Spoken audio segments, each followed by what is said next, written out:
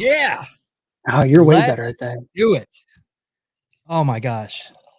I want to drink this whole beer right now. I can smell it from here. It is glorious. Well, My goodness. I'll speak for Cowboy Jack. That makes 3 of us. Well, we have a show to do, but we could just drink for the first 5 minutes of the show and just hang out, right? I mean, is that a thing? I mean, we just do a quick 5 of whew, that's a good beer. How's your week? How you doing? How's the wife? How's the kids? Yada yada yada. We could yada yada yada over beer skis for 5 minutes, yeah. I figure as much, but look at that. This is so beautiful. I don't even want to drink it. Oh, it's so good. Definitely screenshot that. Yes. It looks like an ice cream. It's like oh yeah. All good. Oh, I love it. I can't wait to get into what we're drinking because I love the beer that I'm having tonight. So I'm super excited about it. But we have a show and we have people that are watching. Thank you so much. I see Bubble Pugs out there. My brother. Hello. Poor decision and Bubble Pug, dude, the MVP. Really, I was thinking about it before the show. I want to give a shout out. Bubble Pug MVP for sure. She has been here since I would say day one. Yes. She is a all-star if there ever was one. The Kel Ripken, as it were, of the Beer Baseball Blogcast. I think only I have been to every show. Right. But I would say Bubble Pug is probably the other person that's been here for the most time. Yeah, man. I think she began her career on her stint in the Brew-niverse when you were on another show previously to this. Yeah. All roads led to doing this. We were locked down and good for my internet for going out. I'm probably pixelated right now. Am I not? Yeah, it's fine. You're still pretty, baby. All right. So as long as you can hear me, we're good. Okay. So I'm gonna plow through this. What do you say? Let's get into it. Hey, Michael here for Beer Baseball Blog, The Adventures of Craft Beer and Baseball. This is the Beer Baseball Blogcast, episode 107 for May 17th, 2022. Wherever you are watching us live today, please give us a like and a comment. Let us know that you're out there. And as always, we'd appreciate if you subscribe and turn on those notifications. Some housekeeping before we start. Let's do it. If you'd like to support us here at the Beer Baseball Blog and all of our efforts, you can buy our stickers, buttons, and beer coasters on our Etsy page. Go to beerbaseball.store. If you'd like to become more connected with us, become a Patreon member for as low as $5 a month. Go to patreon.com/beerbaseball. I'm going to scroll our wonderful, awesome, amazing Patreon subscribers. Right now, we cannot do this without you. We totally appreciate it. And we do this every week for you. Here's the lineup card for today. Unfortunately, for a second week, our VP of Content Development, Angelo Trinidad, is on assignment again tonight. He will be back next week. But in his place, fortunately for us, pinch hitting is Ian from If Sports Cards. Ian, we cannot tell you how much we appreciate you coming on, and tell us more about your channel. Yeah, I had a ton of fun last week with you guys. Thank you for having me again, inviting me back. My channel is If Sports Cards, as a show here, and we do mostly retail pack opening, sports cards, mostly football. Sometimes we'll do some baseball, rarely basketball, but we just have fun. Whatever we're opening, it doesn't matter. But I have 3 things I do every week. Every Monday morning, I release the top 10 polls of the week that consists of all the breakers on all the different social medias. I compile a list and show the polls, the videos of them.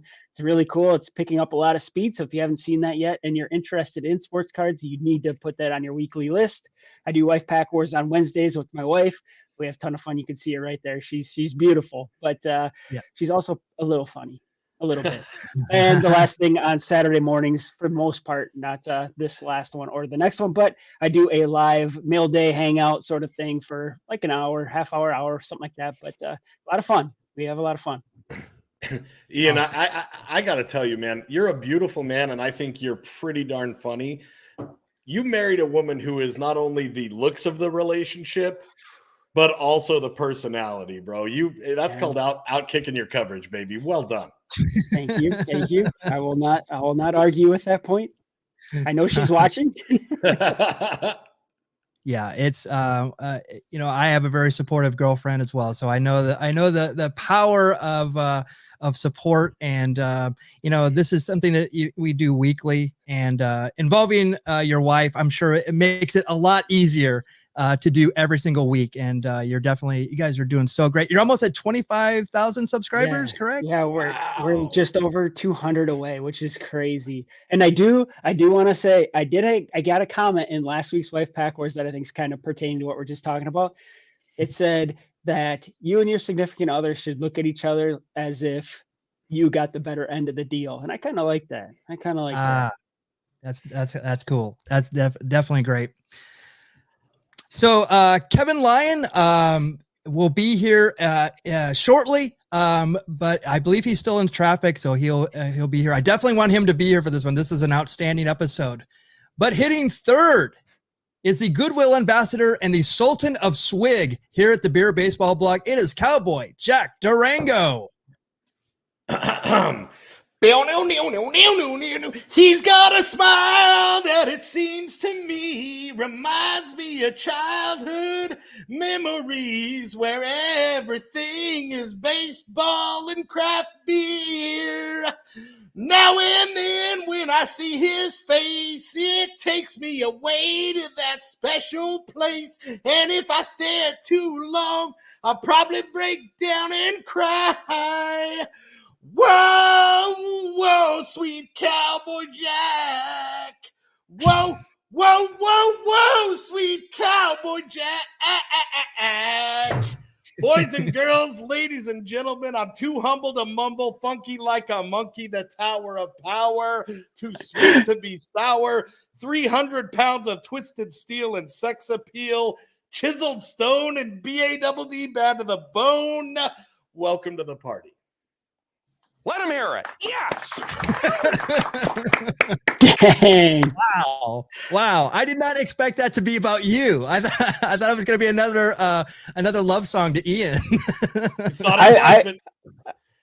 Ian is my muse, and he inspired me to love myself, baby. As you should. What was that little thingy, the little jingle at the end? Humble, what? Too humble to mumble, baby. I love that. Funky like a monkey. Love it. Kevin on the road texting, stop it, Kevin. But yeah, I thought it would be sweet Ian of mine. I'm so glad that's what you thought, man. I worked you, baby. I think that's a classic red herring. Yes. Yes. That is awesome. Thank you, Jack, for that. I'm Michael Mondragon, your humble host for another episode of the Beer Baseball Blogcast, and I can finally do this. I can ask you all, what are we drinking tonight? Let's get to it. Ian, you're up. This is one that I think that whenever we have this this brewery, we think of you, but it's one of Cowboy Jack's favorites now too. Yes, it is so good, and I haven't had Toppling Goliath's King Sue in too long. I can't tell you. I've had Pseudo Sue many times. I had the Radiant Haze a few times, which is great. They have so many really good beers. Pompeii. King Sue is one that I don't really see in restaurants or bars that often. So this was at the store, and I told my wife, hey, Toppling Goliath, pick one up. And I'm really glad she picked up this one. This is King Sue, a double IPA. It is lusciously hazy double IPA grains. It's bold flavors of mango, orange, and pineapple, which is, pretty common for a lot of these hazies. From the use of the delicious Citra hop. All hail the king. I don't have, maybe you do, I don't have the ABUs or anything. I meant to look it up and I completely forgot, but it is so good. I already drank half of it. Yeah. Oh, so good. Citra hops are one of my favorites as well. So, and so I definitely dig it. I have not had this one, and I have never even seen it. So I'll definitely be on the lookout for this one. Is it pretty available where you are? Yeah, it's usually in all of the liquor stores, as you see here, like a 4-pack. But it's so smooth. Maybe I'm just really thirsty, but it goes down so fast. It's brother. I can absolutely verify on that Toppling Goliath. My local tap room, the Cactus Tap Room, they always stock Radiant Haze and Pseudo Sue. And then about once a month they get some King Sue in, and they sell it single can only. And I always max out my limit. That dude, King Sue is a smooth beer. It's very good. So good. So good. Thank you for bringing that. Jack, you're up. This is one I did not expect you to have this week. All right. So I'm going to pull back the curtain a little bit. First of all, Throne Brewing Company out of, I believe they're in Glendale, Arizona. It's the greater Phoenix area. So Throne out of Phoenix, Arizona. I'm going to pull back the curtain. Yesterday, I had a trying day. I had a million things to do and not a lot of time to do them. So I ran into the Cactus Tap Room with the good brothers over there. And I just saw Throne, which I've been wanting to try for a while. And I saw Tangerine. And I grabbed that bad boy, paid for it, out the door. I did not realize this was like a creamsicle lactose milkshake IPA. Mm-hmm. They label it as a New England style milkshake hazy. So when I got to the car and I get home, I look at it and I think, oh no, this is not in my wheelhouse at all. Yeah. And I got to tell you, this is like a dessert. This turned me around on the milkshake IPAs. It is 6.6 ABV. I didn't think I was going to like it, but man, I really, really enjoy this beer. It's like a dessert, but it's not too overpoweringly sweet and decadent. It is just the right amount of sweet and tart and creamy. This is a dang good beer. Well done, Throne Brewing. I really wish I had that beer right now. Yeah, it sounds amazing. Your beer looks a lot like what I think this is, like the creamsicle. It looked exactly the same. So that's what they say on the can. And gosh darn, that's kind of what made me not look forward to it. Cause I don't want a creamsicle with my beer. I want a beer. And they made a creamsicle into a very, very sessionable beer here. So well done. Yeah, and it's something that I would not expect from an Arizona brewery as well. Right. Yeah, not definitely not. Yeah, I'm gonna have to delve deeper into Throne Brewing. I mean, I see their name a lot, and guess what, boys? Cowboy Jack's coming. Uh-oh. Oh, love it. Good stuff. My beer for tonight is actually one that is now, I haven't been to this brewery in a long time. Kevin and I, we used to go to, this is Bottle Logic Brewing in Anaheim, California. And the great thing about Bottle Logic is they would have these festivals every so often. I think it may be twice a year, but it might have been just once a year. And this was like 5 or 6 years ago. And what they would do is they would have, you'd have to buy tickets to it. And it would be like, a 2 or 3 day event. I think it was even 3. And so but you had to go to every day of it to, you had like a passport and they would stamp it. And then you'd try all these different beers, but then it would unlock other stuff that you could buy like later. And I tell you, it was like what do you call it when you go and run on like the mud runs or something like that. It was like an endurance test to get through one of those. Like I think Kevin I think tried to do it like the whole weekend, but it's rough. And a lot of their stuff is higher alcohol level. So it's pretty intense. But their artwork has always been great. And this is the Greyhound Grapefruit IPA from Bottle Logic Brewing. It is technically a West Coast IPA, but this one's really interesting because it's 6.5 ABV, 85 IBU, so it's higher in IBU than you would expect. It's got Mosaic, Citra, and Amarillo hopped, and it's finished with fresh grapefruit juice. This beer is so good. And it's definitely a beer of the year candidate. No doubt about it. It's literally like a West Coast IPA that I love.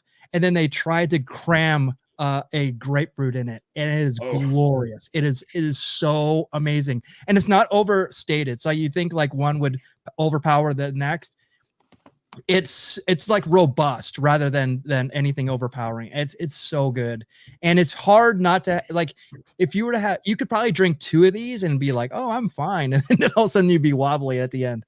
But it's one of those ones that kind of creeps up on you. It's awesome. And Kevin and I have not been to Bottle Logic in quite a long time, and we may have to revisit our old stomping grounds, because this one it reminded me how great Bottle Logic is. Brother. The $5 million that Bottle Logic is paying you for that commercial is not near enough. Like, they need to triple that paycheck ASAP, because I want that beer right now. And it pairs well with spicy pad thai. That is I was gonna mention that. I'm so glad you saw it on there. Isn't that awesome? I love when they say stuff that you can pair it with.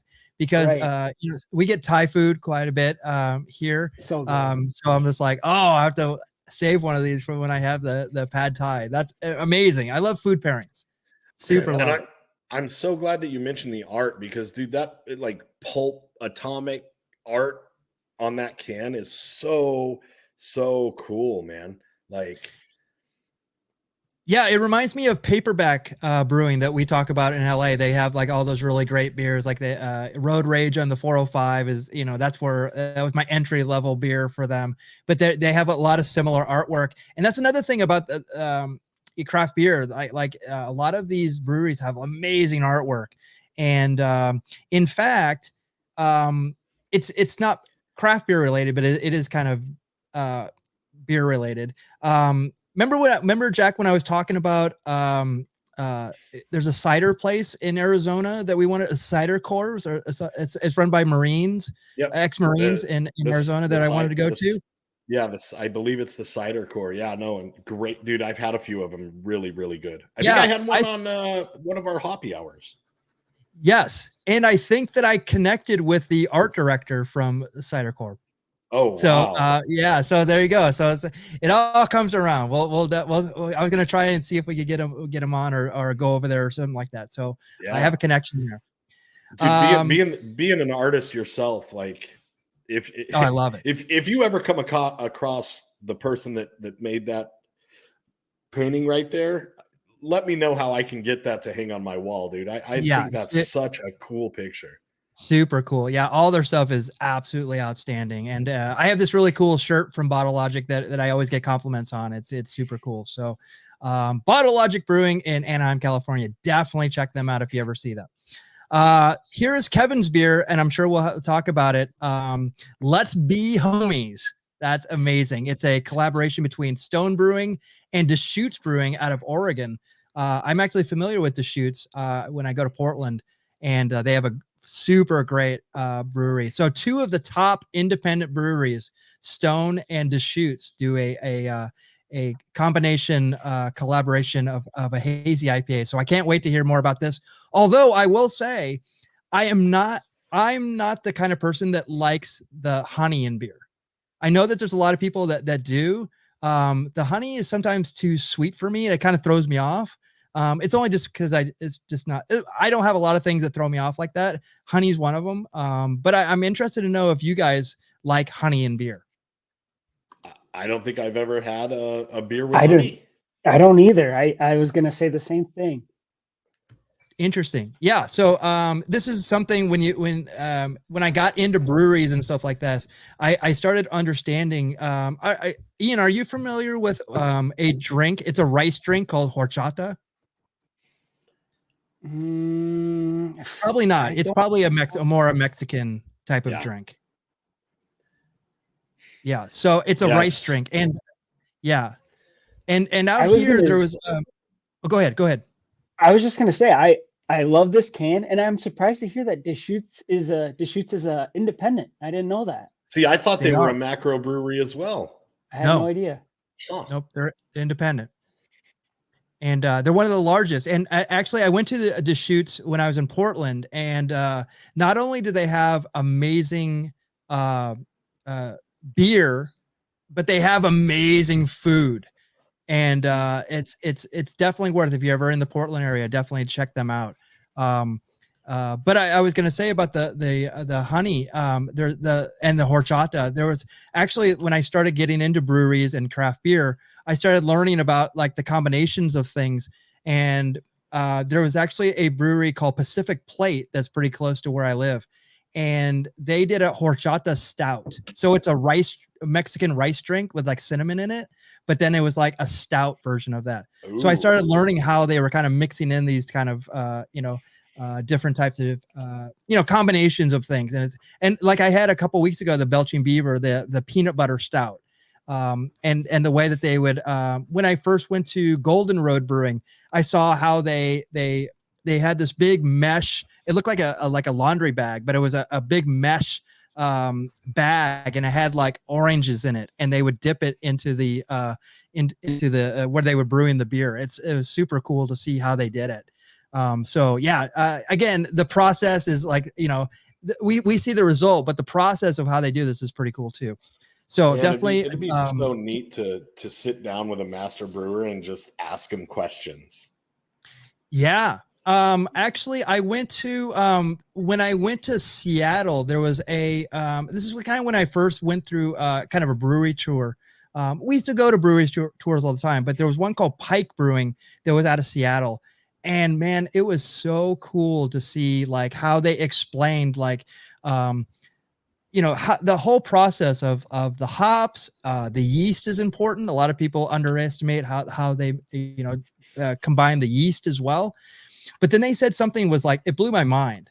So in the Pacific Northwest, the hops that they have are actually a little bit different because they get more sunlight because of where it's positioned, which I'm just like, that was like mind blowing to me.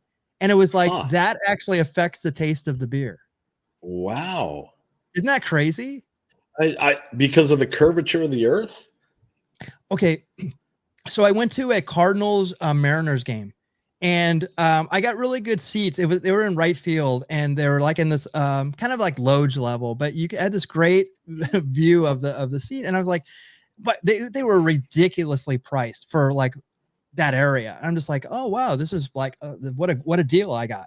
And I found out why, because it was like 9 o'clock and the sun was still, 9 o'clock at night, and the sun was still right in my face. Gross. Like the sun never went down. So they get a little bit more. So I think it is the curvature of the earth that it's part of that. So that's weird, dude. I always thought the earth was flat. Depending on who you talk to, you would get that answer. Yes. Sure. Yeah. Get Brian Kendrick on the phone, dude. There's so many. Yeah, there's so many of them. Hey, look at this guy. Oh, he was here at the same height. Yeah. Exactly. I didn't even change his shirt. I was like, I got to just get in here and sit down because something happened on the road on the way home. So I'm even later than I thought I would be. Sorry to hear that. So that's all right. So let me mention more about Bottle Logic. For those of you, if you've ever come to Anaheim, let me get my light here. The area where I live, obviously is you have a good area there. Within like a mile or so, you have Radiant, you have Monkish Brewing, which we've had on the show before, Unsung, which is a favorite of ours, and Barnsides has a location. And then if you go about 10, 15 minutes northeast, I'm sorry. So where Bottle Logic is, that's another great area for in a mile or two. There's like 4 or 5 really good breweries, including Brewery X, which we've had on the show before as well. That's like the main one. I'm not sure if all the other ones are still there. I think those Phantom Ales, that's pretty good. I think there's a place called Silent, but I don't know if they survive. But the main two in that area would definitely be, if you go to Bottle Logic, go to Brewery X as well. Yeah. Oh, and the beer company. I forgot about the beer company. The beer company. Well. Yeah. It's like in a warehouse. It seems like super shady. And then you go in there, it's like it's this beautiful layout. It's like, Stereo Brewing is not that. Stereo Brewing is also not too far from that area. So it's like Anaheim is like an amazing beer town. Let me tell you. Bro, I feel like you picked where you wanted to live. Like you Googled breweries per capita and it was Anaheim and you're like, I'm going there. It really actually started about 8 to 10 years ago, because I guess the mayor at that time was really like pro the craft beer industry, because it was only like a handful and now there's something like 30 in Anaheim. Yeah, they basically built around Kevin, for where he is. So it actually worked out. That's They knew. smart. They found out where I was. Like, all right, we know this guy's been drinking for 150 years. So They're like, we have a norm. We have a norm. yes, exactly. Let's build around them. It's like why I'm surrounded by 13 dancing girl clubs. Like they just find me, bro. Yeah. Isn't And that weird how that happens? and if you ever go to Total Wine, I have seen the King Sue there, and I still haven't tried that one, but that's one I definitely do want to try because I've only tried Pseudo Sue. I don't know if I tried the Pompeii, but the Total Wines out here do have like I've never seen Radiant Haze. But I've definitely seen King Sue. And, yeah, I can just get Radiant Haze in the what do they call them? Mixed up packs. Can't think of what it's actually called, but yeah. Where you select them and then you put them together. No. It's already prepackaged in a 12-pack and it has 4 different flavors in the box. Wow! I didn't know that. Wow. Wow. Toppling has a mixed pack, like Stone does that, and there's other places that do that. Variety pack. There you go. I couldn't think of Got it. That would make Jack's sense. like, I want that. Yeah. Come to Papa. I'm curious. Have you taken a drink of that yet, Kevin? Not yet. And the only thing I was gonna say was, so Milkshake IPA. I'm with Jack. I wasn't really that big on them. The one that I first liked was the Cupid Shuffle that Angelo gave us from I believe it was Love Lady. And all this, I'm like, what is this? And it's literally lactose gets added to an IPA, more or less. That's the only real difference. Right. And out of what it was, I think that's why I have with coconut, and I just was not feeling it. But I'll have to try that one if I ever get out there. Meanwhile, cheers. I don't remember if I've had a honey beer either. Michael, you said you had? Yeah, I'm trying to think of who else had one. I think Belching Beaver had one, and then yes, they do. That's what I was thinking of. I don't know if I've had it or not. Oh gosh, and what's the other one? Oh, it's on the tip of my tongue. There's one in like Oceanside, Mother Earth. Oh, Mother Earth, I think maybe. Yeah. Okay. Like the Cali Cream, and they had something else potentially. But yeah, I'm not big on honey beers, but I'm not too big on this, honestly. As I pour more. Nobody ever said you were a quitter, dude. Especially exactly. Super Dragon and beer. Exactly. So it's brewed with equal parts Oregon blackberry honey, so that'd be they shoot, and California orange blossom honey. It's a craft beer cross pollination collaboration with our friends from Deschutes Brewing. And I'm like, this is good, but I'm not too blown away by it. But it's a 7.4, 7.5, 45 IBU, so I'll be fine with this. Yeah, it's like I love hazy IPA. So give me a Stone Deschutes hazy IPA. And if you look, it's not like it's super hazy, Yeah. But it's good. I'm just not loving it. I think it's one of those things where they probably came up with a name first and they're like, hey, let's make a beer like this. This is too good not to use. It's like what they do with movies. They make the cross pollination. I love like the cross pollination. Yeah, I was like, that's good. I definitely appreciate that. All right, so let's get into it. We have a lot of show left, and we totally obsessed about the beers. And I'm just starting. Well, it's just killing time for me to get here. That's true. That's true. That. I definitely did need you to be in here for this one because this one's good. Oh yeah. Oh, let me do this. There we go. I need a hat. Let's at least get a hat on. Let's see. Yes. Let's get Durham. All right. So this is this day in baseball history for May 17th. Let's do it. May 17th, 1893, Phillies outfielder Billy Hamilton, no, not the Billy Hamilton you're thinking about. This is 1893, becomes the first player to have a hit and a leadoff walk-off. I'm sorry. Let me back up. Phillies outfielder Billy Hamilton becomes the first player to have hit both a leadoff and a walk-off home run in the same game when he blasts a 2-run round tripper off Al Mall, giving the team an 11-9 victory over Washington at the Philadelphia baseball grounds. So 74 years later, that's when this would happen again. Vic Power becomes the first modern player to duplicate the 27-year-old Hall of Famer's performance, accomplishing the rare feat in 1957. So I looked it up. So it's only happened 4 times in the American League. Vic Power, as I mentioned, in 1957, that was in Vic Power in 1957. Mm-hmm. Darren Erstad did it in 2000. There you go. Reed Johnson in 2003 for the Blue Jays. Ian Kinsler did it in 2009 for the Rangers. And then the only time it's ever happened in the National League, Chris Young of the Arizona Diamondbacks did it in 2010. So a leadoff home run and then a walk-off home run. So very, very interesting. And I love this picture too, because I think Kansas City at this time was a double-A team. Wow. So I looked it up. I didn't even see it on his Hall of Fame plaque, but like Kansas City was, and then I love the knee guards on there. Yeah. Like it was to save the knees. It was necessary. Is that a ball above his head and he's like trying to? Yeah, he's like tossing it. So it's like this is an action picture. He's throwing it in midair. Gotcha. That is an action picture for 1893. Let me tell you. Yes, exactly. And unless someone dropped it and he was trying to get it, like make sure it goes in his hands. Maybe someone was trying to drop it out of the airplanes didn't exist, out of a tree, out of a blimp. Well, was there a blimp that needed to make it? There's no Wow, blimp dude. Callback. Solid callback, bro. Okay, one of you can probably fact check me here, but wasn't it yesterday or the day before that Wilson Contreras became like the 4th or 5th player to have a grand slam in the first inning of a game as a leadoff? Oh, You guys hear about that? Oh, gosh, no, I didn't. And that was his 100th home run too, right?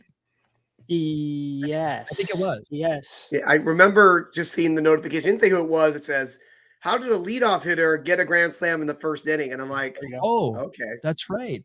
I saw the notification, but I didn't get a chance to click and see what it was. So that would have been either. I don't know who it was. So now at least I know it was Wilson Contreras. Yep. Yeah. I'm pretty sure And- it's like 4th or 5th. That's catcher. crazy. That's Like, crazy. catcher. Yeah.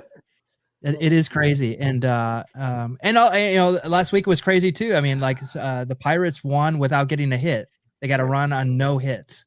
So crazy day. I love baseball just for all those nerdy things. So, Disco, did you say Vic Power? Yes. Vic Power. I was unaware that was like a real person. Like, that's my username on my my Tinder, my Hinge, my Bumble, and my Grinder account. Wait. So When'd you change it from Bam Bam Gigolo?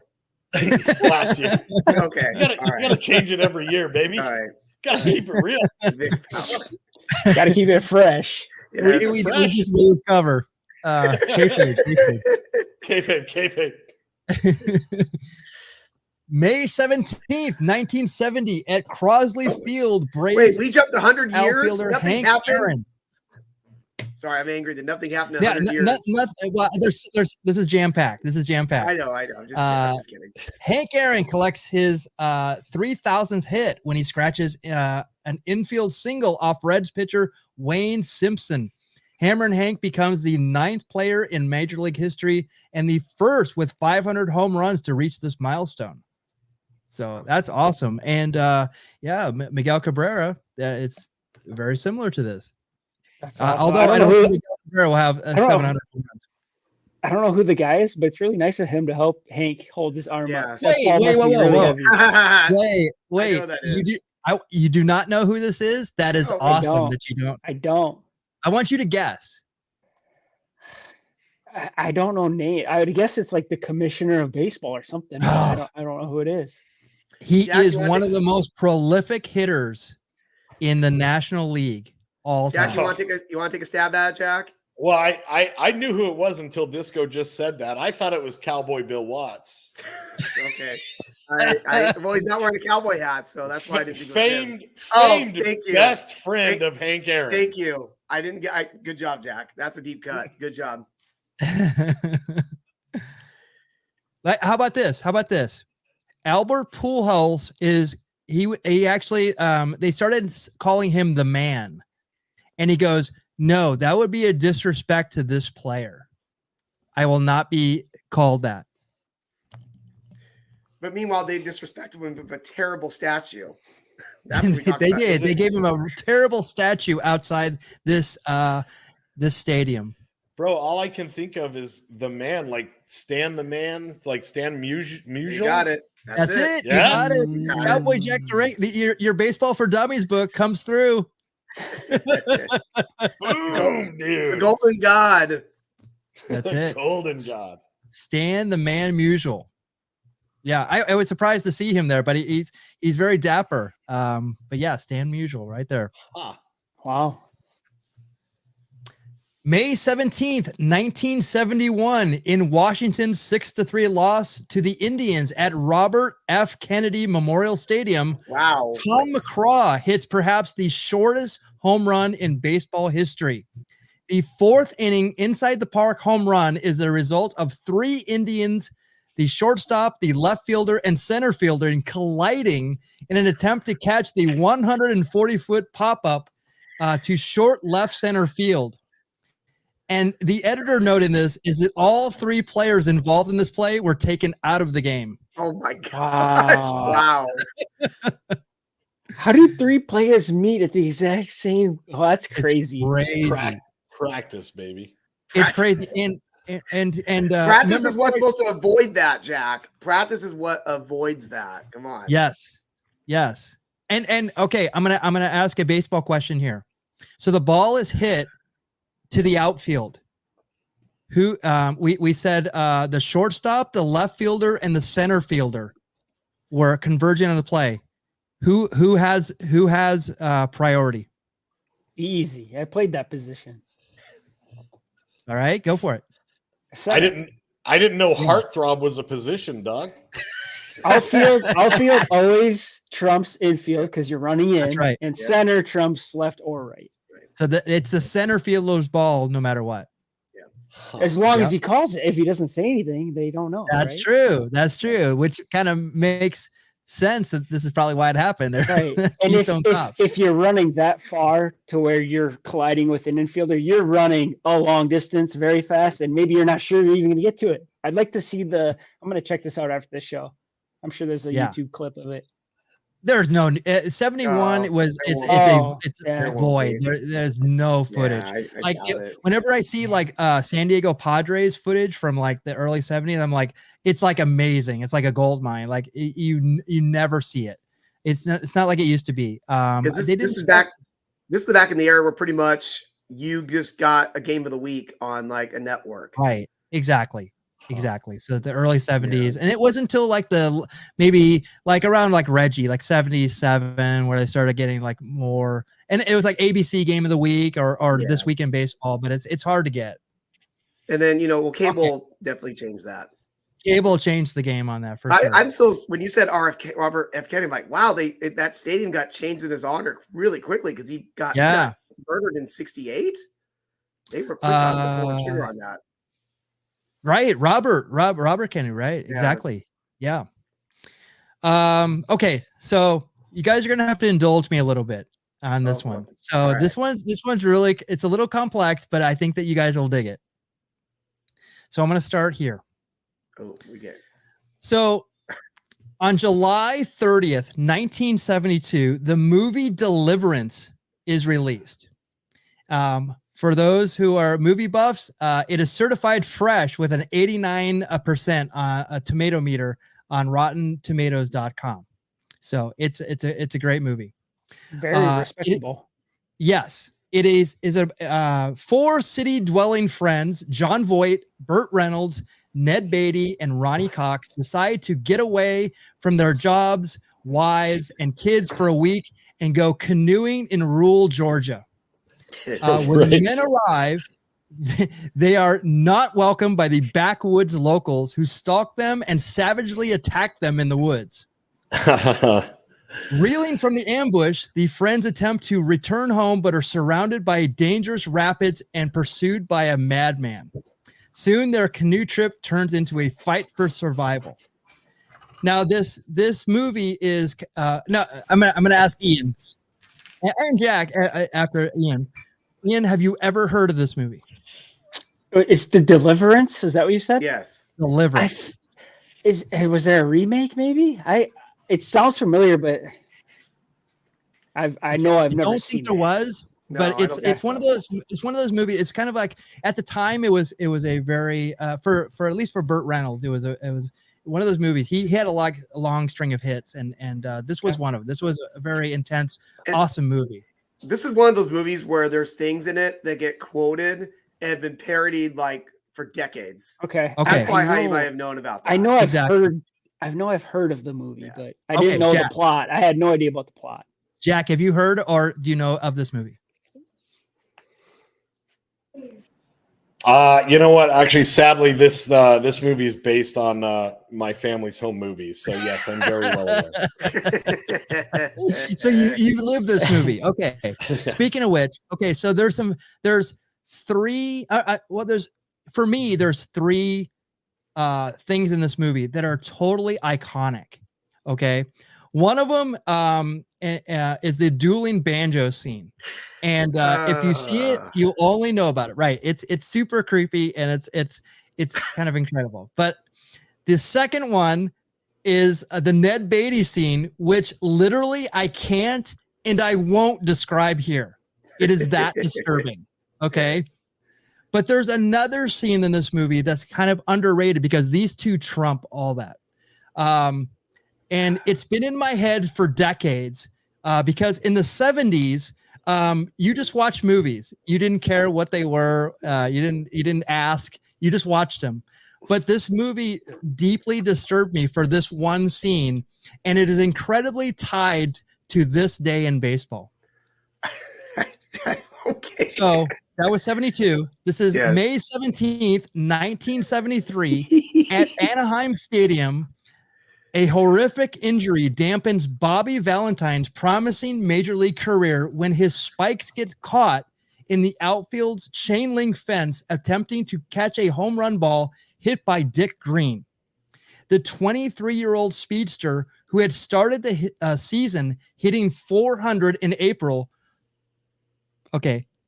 suffers multiple compound leg fractures and will miss the rest of the season. Okay, so you think that's bad enough.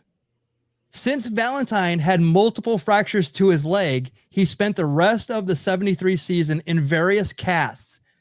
But when they were taken off, the bad news was his bones hadn't healed properly. Oh, no. Another surgery would fix it, which would mean Valentine would miss all of the 74 season. Okay? He decided to play on his messed up leg, and he would play more than 100 games in 74, relegated to backup duties. He wasn't a star anymore.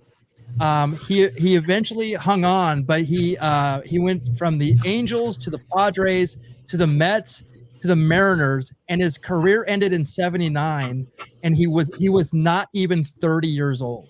Man. Okay. Oh my goodness. So how does this tie into Deliverance? I'm waiting. In the climactic end scene, Burt Reynolds suffers a compound fracture while escaping down the river, being pursued by the madman. And I was surprised to find that there is an 8x10 movie still of this scene in particular, because it has lived in my head for so long. And I that's the first time I remember being like 6 or 7 years old, and I'm like, oh my God, like your bones can come out of your body. Yes. Okay. Wow. And right now it's a steal on eBay for $24.99 plus $5.99 shipping. So you too can own this what's in my head right now. And it's been in my head for at least 4 or 5 decades. And if you grew up in the 70s or 80s, Squeal Like a Pig is just Yeah. It's definitely a disturbing That's the movie. line that Worth everyone watching. will know from that film. It's a horror movie, but it's like a drama. It's crazy. It's Yeah, crazy. I've not seen that in a long time. Like, it might be time to. We might do a Patreon group watch or something. Yeah, I like that. I like that. I have the words. I have the word "squeal like a pig" tattooed in Old English across my shoulders. So, you know, dude, you gotta represent for the fam, dude. You gotta represent for the family. That's right. And all right, mom. So great job, because I did not figure out why on the graphic for the show. I'm like, what are those guys wearing? And I didn't put that together. That's beautiful. Okay, so speaking of that, so this ties that picture. It was the Deliverance picture, but then this story ties into it. But I'm just So looking at on this guy. May Is that Bela 17th Lugosi? God, this guy was ancient. So unfortunately, this is a picture that I use.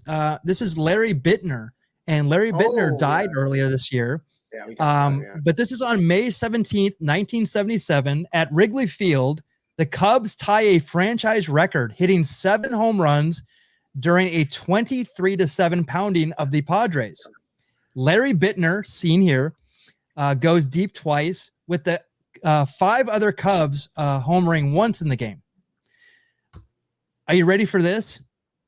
Who hit the only home run for the Padres in the top of the 7th inning of this game? You got it. Bobby effing Valentine. Wow. Practically a friend of the show at this point, I think. He's like a friend of the show, I think, at this point. And this picture was actually taken at Wrigley Field, where you will be soon, right? You'll be in Chicago. That's the plan.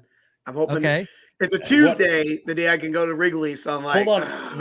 What date? Tuesday, June 28th. Okay. I know you're there a couple weeks later. I know. I'm not entirely sure about my when I'm going to be there right now. All Let me check some dates, dude, and let's talk tomorrow. Okay. All right. I'm gonna be there from Saturday through Wednesday morning. June 28th. All right. We're gonna have to chat tomorrow. He's gonna slide in my DMs. Watch out, Ian. I'm sorry. He's gonna get jealous. Stolen, son. So just don't send them to me. That was 1977. That was 1977. 23 runs. Yep. Exactly 2 years later. Oh yeah. May 17th, 1979, the Phillies beat the Cubs in a 50-hit slugfest at Wrigley Field. They beat the Phillies beat the Cubs 23-22. Wow. The 11 home runs hit in the game tie a major league mark shared by Chicago and their opponents, 1967 Reds and the 77 Mets, while playing at Wrigley Field. So this game is one of the most iconic games ever because it was crazy. And luckily for me, I bought this game complete. It's almost like a 4-hour game. I bought it for $2 on iTunes before they scrubbed it from iTunes. So I still have it. And I watched it today. Oh, cool. This game has become legend and immortalized in video, as you see here, and in a book. So I wasn't aware of that. And if you go to beerBaseball.com/books, you can actually buy this and support the Beer Baseball blog, but you can buy this book. But there are so many amazing moments in this game. Neither starting pitcher on each side got more than 1 out in the first inning. They were both removed. Yeah, if you look at the book right there, there's the box. There it is, 7 and 6 in the first 7-6, right? Oh my gosh. So the Phillies batted around, and actually the Phillies pitcher hit a home run in the top of the first. No and then way. He got 1 out, and he was taken out afterwards. And then, so Kevin, I'm so glad you're here for this. Yes. Guess who relieved the starting pitcher for the Cubs? Donnie Moore. Oh my goodness. Hubie Brooks' cousin, I found out. That's the fun thing from Hubie Brooks' week. cousin. And then he tripled in the bottom of that inning. Oh my gosh. He tripled. Unbelievable. Okay. But one of the most amazing and underrated moment in this game, all things, the Mike Schmidt hit a home run. Bob Boone hit a home run. Okay. But this for me is the most amazing part of this. And I'm going to add this to the stream now. Okay. It is a at bat by pitcher Willie Hernandez in the bottom of the third. It is pure magic. Let's enjoy it right now. Oh my God. Okay. Pitch 1 off the corner, but a strike. Okay. He says, okay. He's like, all right, Angel Hernandez. Call it a little better than that. This pitch right here is my life right here in a pitch.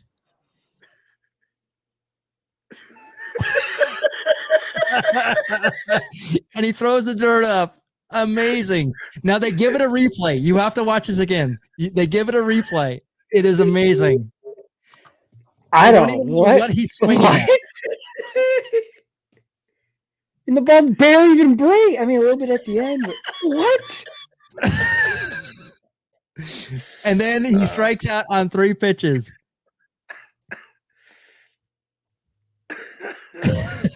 Okay. I need a Jackie laugh for that one. Oh my god. That- man. It is so good. I have not seen that game in a while because that you had that I didn't know, because MLB Network did that series, Baseball's Greatest Games, and I don't remember where it finished in the countdown, but I know it was up there. And I saw that game complete, and I'm going, oh my gosh, it's wonderful. Yeah, and so it's almost 4 hours, and it's like it's an endurance test just to watch it. And you'll love this, Kevin. Yeah. The announcer for the game isn't Harry Carey; it's Jack Brickhouse. Oh wow! All right. Yeah, and he's if you're familiar with Harry Carey is WCW probably- wrestling, Honestly, Harry Carey is probably still with the White Sox at that point. right? And if you're familiar with WCW wrestling, Jack Brickhouse did a little segment when they had WCW in Chicago, like he had a little Brickhouse corner or something like that.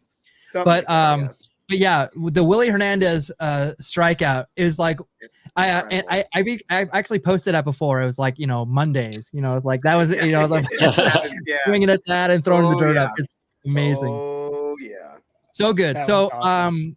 I had to share that with everybody, but I'm going to share this last bit. We said we didn't we hadn't finished Bobby Valentine.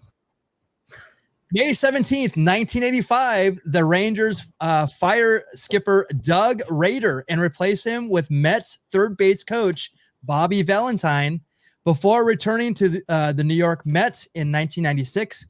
Bobby V will compile a 581 and 605 record during his 8 seasons in Texas. But in 1999, this handsome stranger would return. Yeah. Ian, are you familiar with this? No, it looks so familiar.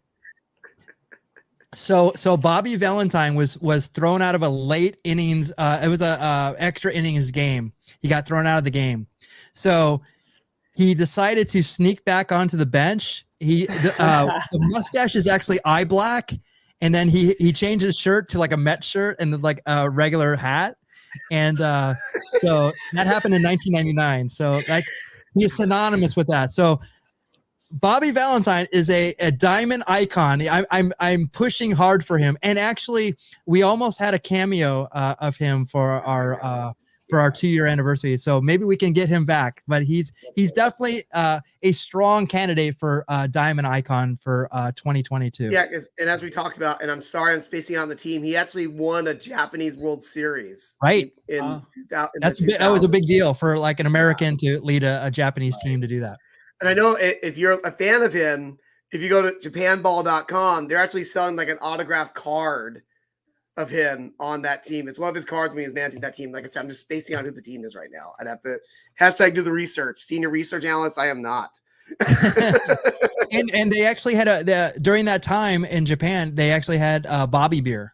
So they actually made a beer. I wish Sapporo made a beer. Sapporo, I believe it was. Yes. Yeah. So there you go. Did he just want to watch the game from the bench? So that's why he did it. Yeah, he actually got in trouble for it. But you said he's a manager or the coach or whatever. Yeah. So he got thrown out of the game, but he snuck back to the bench. So Michael, he was the manager of the Chiba Lotte Marines. Here's the part you're going to not believe. Not the World Series. It's the Japan Series. They beat the Hanshin Tigers. So that might have been the year that they won and they threw the statue of Colonel Sanders into the river. That's year. That's right. That's a very famous story. Yes. So I'll try to explain this briefly. Osaka's seen the Hanshin Tigers. They're more or less like the Cubs. There's a team that has such a passionate fan following, but they never win the big one. And they actually probably made to the championship series for the first time in forever. And people in the celebrations were going crazy. And at Kentucky Fried Chicken's out there, they have a statue. I wish I had the photo of me and one. There's a statue of Colonel Sanders in front of the KFCs. And I made sure to get a photo with me with my arm around Colonel Sanders. But they were so excited that one of these ended up getting pulled out and thrown into a river. like during the celebration. Yeah. They were so excited. I was just like, what? And if you know Japanese culture, that is super unorthodox. It's like it doesn't happen a lot. So the fact that it happened, it was like a big deal, and they still talk about it to this day. Yeah, They were believe pissed. me- And actually, they also the ritual is also they all jump into the when they win something big, they jump into the river off that bridge, which is also not in Japanese culture. It's seen as kind of like rebellious and stuff like that. Yeah, so here I'll irritate Ian for a second. I think it was 2014. I just happened to be in downtown San Francisco the day they won the World Series. I just had time to kill, and I'm hanging out around City Hall, and like, oh, what are all these people doing here? And it turned out they're watching the game in Detroit. So I got to be a witness as people were celebrating and little rioting, but not too heavy. More or less, I'm watching people get on a public bus, jumping on top of the bus, dancing on top of the bus, and then I hear sirens and a gunshot. I'm like, it's time to go. Yeah, I mean, you'd think after winning then 3 at that point, they'd be used to it. They'd be like, I yeah, think no that big was deal, right? I think it was the second one. I think it was 12, 14, That'd be 16. 2012 then. Okay, No, I'm trying to remember what year it was. It was Whatever year they 2010, 2012. Oh, okay. Whatever year they 20 beat the Tigers. I don't remember 2012. what year that was. I thought it was 2014. Oh my God, it's 2012. Oh, 2014 was the Royals, because then the Royals went back and won it in 2015. Right. That's right. I love that they were lightly rioting. Like, Well, second one that makes more sense. That makes more sense. just very light rioting, dude. No looting. Nothing dancing around, jumping around, having a good time. They just took over a bus. I mean, come on. Wasn't like those. I think I saw one fire in a little trash can. So it wasn't, Sure, dude. Light San Franciscans. Yeah, light rioting. All right, so let's get to it. This is Baseball Card Sharks. Here are the Baseball Card Sharks standings. I actually had a win last week, so moved up a little bit, but Kevin is out in front. Cowboy Jack, still respectable. Sure. Angela, and then Ian, the pinch hitter. I think you're going to do better this week because we have more modern cards. Here are the Baseball Card Sharks rules. We draw 11 cards, 3 go on your bench, 8 on a table. We start at the bottom. We're going to pick a category, and then we work our way up. Whoever gets through goes on and has a good chance to win, or whoever gets the furthest, we'll walk you through it. You know the deal. So let me pull this over. I'm going to. You better put 1 in the win column for the pinch hitters already. I mean, it's going down, guys. All right, man. It's like what I want. Something I did when doing the research was last year.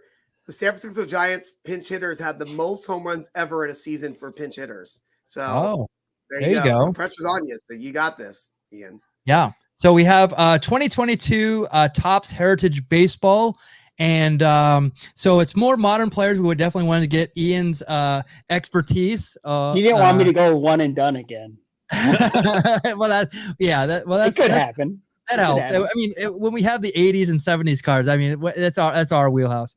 But there's a box topper, which it's a cool like Roberto Clemente card. Wow. So if we have a tie, we'll definitely use the stats on this back of this card for that. And I have something we can do with that. So I'm gonna put this to the side real quick. Okay, here are the cards. So we're gonna let Ian go first. But Ian, Ian, I want you to pick the category as well. So we have stuff like are we doing pitchers or position players? Yeah, these are position players. Okay. So we have hits, we can do home runs, RBIs, average, career average. So you get to pick the category. Let's go with batting average. Okay. Career batting average. Here are the cards. Up first, I know that guy right away. David Fletcher. Yep. Was he on your team, your fantasy team that went 0 for last week? No, no. We don't want to talk about that. But you know what? That was the first time my team played like I thought they'd play. I'm like, oh, that's more like it. Because they play like the Angels, a minor league team.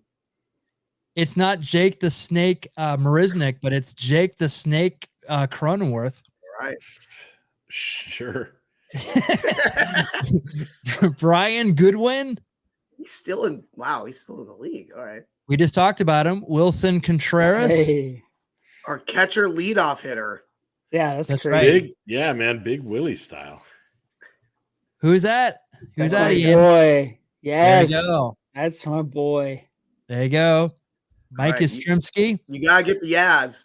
And then the desperate housewife, Ah, Evan Longoria. Yeah, even Longoria. he That's great. just I think yesterday was his first game back That's Oh, wow. crazy. Yeah. in a while. Dave Kingman Dose. This is Joey Gallo. Ugh. Eliho to Dave Kingman. And I think he's Gio worse than- Urshela. Worse than Dave Kingman. Oh, yeah. Wow. Gio Get your beers ready for Urshela. Locaine. All right. Finally. Oh, look at this bench player. Will he come off the bench? This is Mike Trout. Yeah. Miguel Trucha. And then this is one of Cowboy Jack Durango's favorites, Oh, Sir Didi wow. Gregorius. Bro, Sir DD. I need you to mail me that card, dude. All right.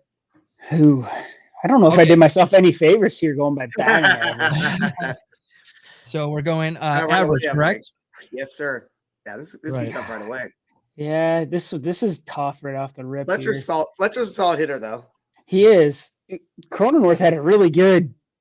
What do you got here for a batting average? So 281 is David Fletcher. Ah, dang, I'd put 281. I'd This put is gonna be tough. Cronenworth freaking like right there. Jake Cronenworth.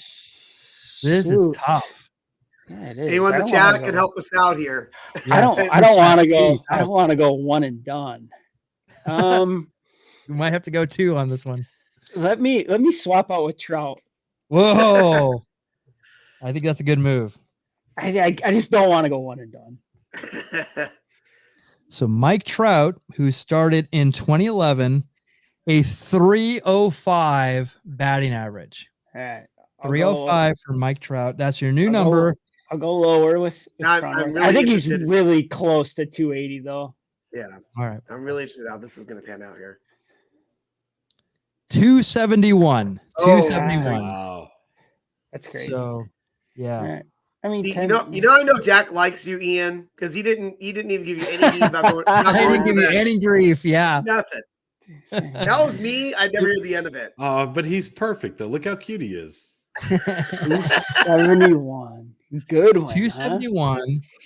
Higher or lower for Brian Goodwin of the Chicago White Sox here. Now, I'm going to be honest with you. So Kevin says this guy's been around for a while. I have no idea who this guy is. I think he's been around. a Was he while. on the I like Angels? I like I the think he number was on in the the pants. Angels. though. I think the Angels, the Nationals.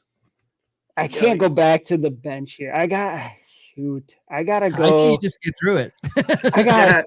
I gotta go lower here. 271 isn't very high, but I never heard of It's this guy. solid.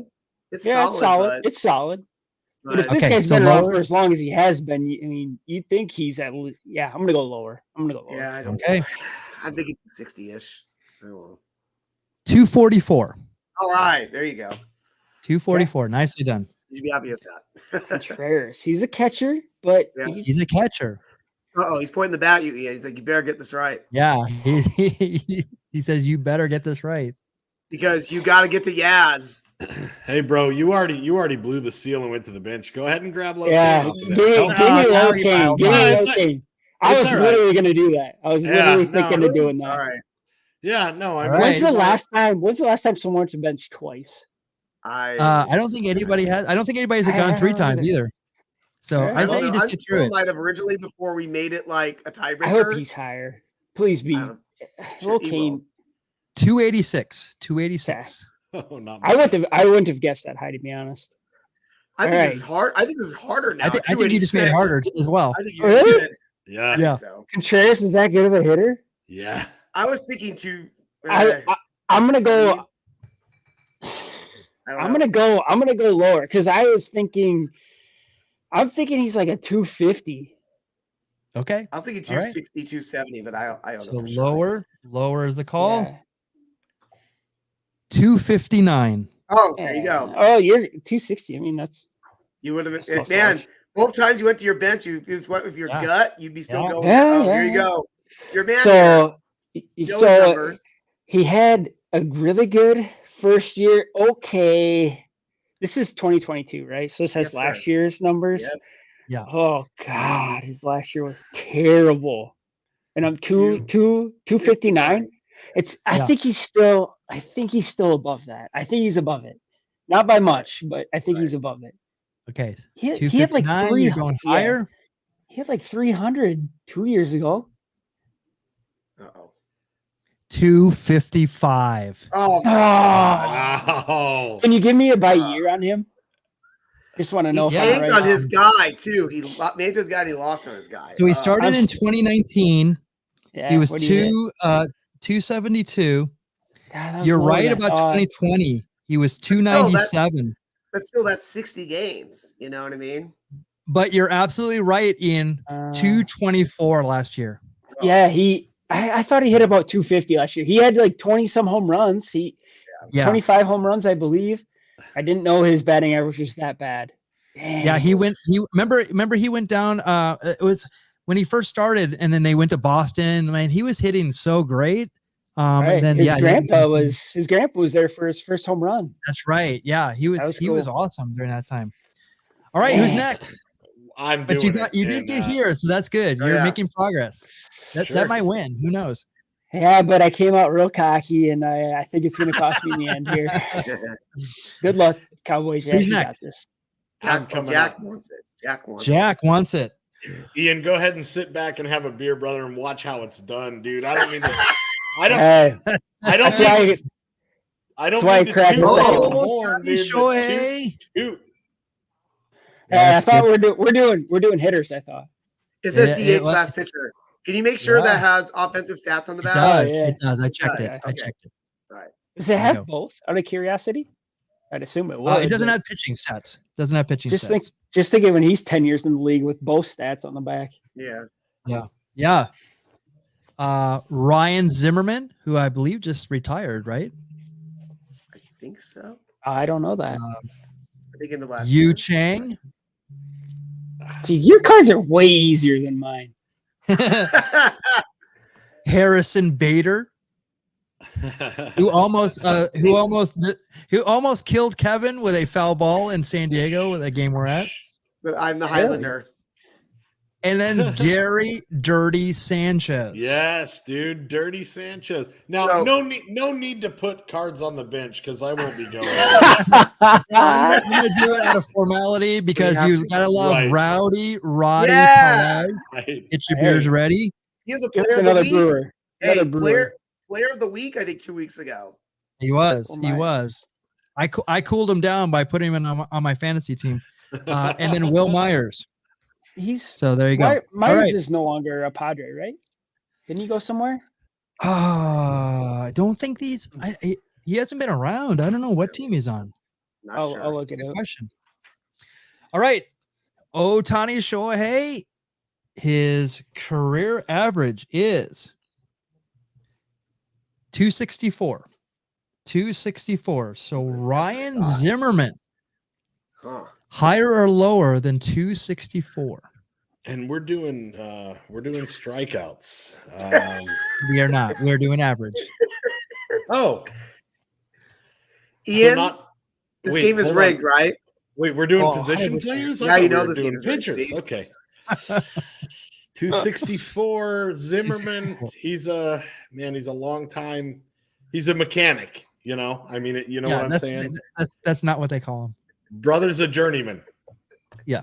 No, he's not. He's actually played for one team. So okay. Ryan Zimmerman is a stalwart of the Washington Nationals, but he's going to be slightly lower than Shohei Ohtani. Can't you just have the buzzer ready for all this, please? So I can hear the buzzer to make Jack angry, please. Oh, he get the magnifying glass. I'm going to go when I'm done. 277. I hate this game. I was going to say 277.